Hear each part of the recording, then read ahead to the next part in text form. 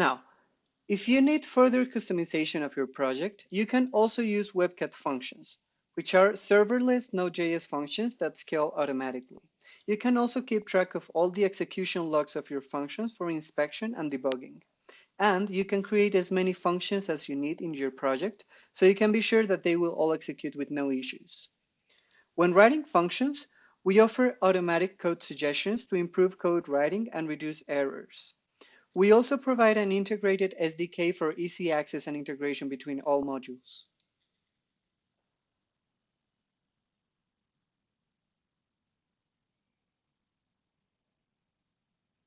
You can set up your functions for periodic execution, and you can configure the periodicity of the events so you can go from every minute to every 30 days. You can also trigger functions in response to database events like record creation, update, or delete, and you can also trigger them manually.